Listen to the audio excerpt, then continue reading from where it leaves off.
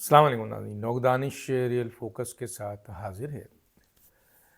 پاکستان کی جو معیشت ہے اس کے بارے میں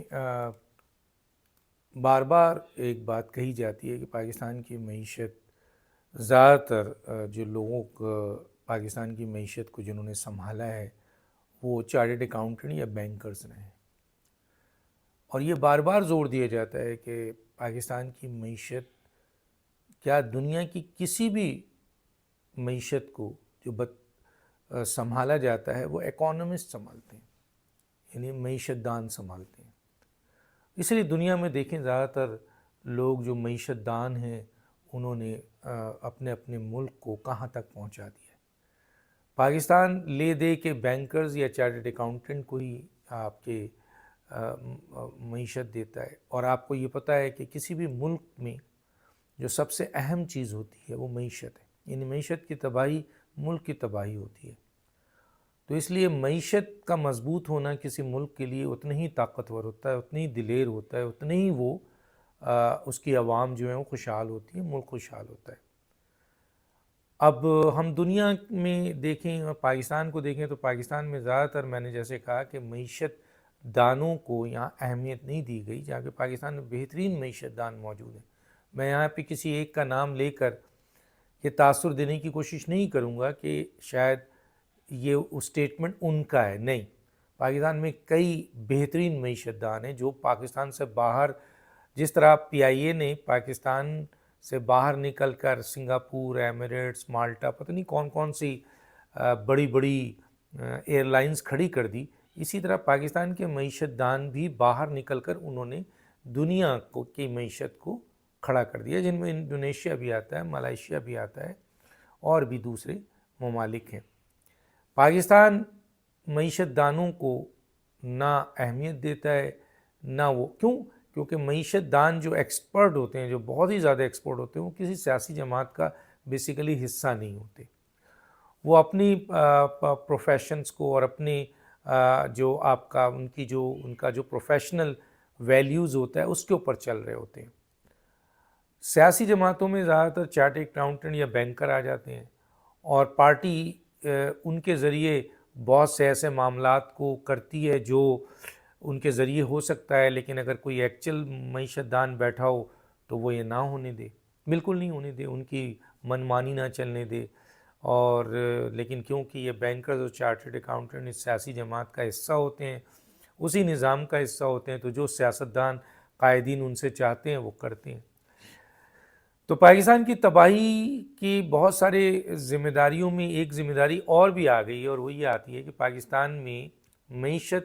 معیشت دان کے حوالے نہیں کیا گیا بلکہ بینکر اور چارٹرڈ اکاؤنٹنٹ کے حوالے کیا گیا۔ ایک آدھ شاید کچھ بہتر نکلے ہوں، لیکن کہا یہ جاتا ہے کہ بینکرز جو ہے نا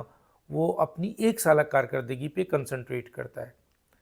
ایک سالہ، اس کی پالیسی ایک سال کے لیے ہوتی ہے، اور جو معیشت دان ہے اس کی پالیسی 20-25 سال کے لیے ہوتی ہے۔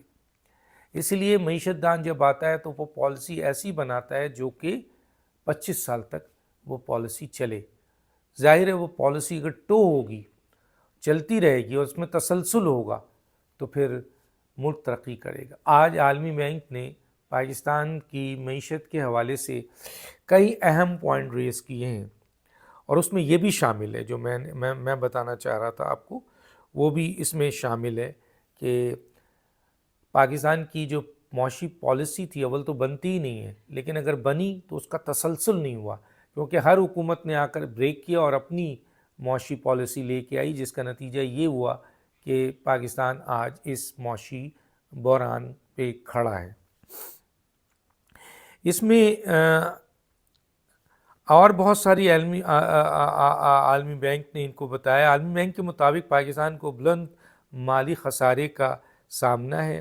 مالی سال 2022 کے اختتام تک مالی خسارہ 22 سال کے بلند ترین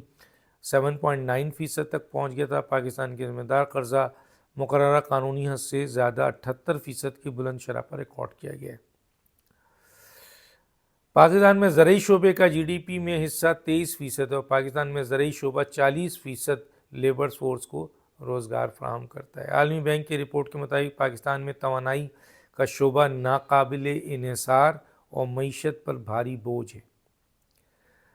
پاکستان میں توانائی شعبے میں گردشی قرضہ مالی مشکلات پیدا کر رہا ہے۔ اسی طرح یہ بھی کہا گیا ہے کہ پاکستان کی جو پالیسیز ہیں، عالمی بینک کی رپورٹ میں مزید کہا گیا ہے کہ پالیسیوں میں عدم تسلسل کی وجہ سے سرمایہ کاری اور برآمدات کا فقدان ہے، بہت بڑا فقدان ہے۔ تو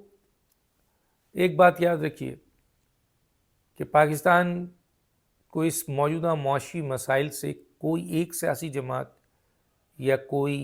ساری سیاسی جماعت بھی مل لیں، یا میاں نواز شریف صاحب آ جائیں،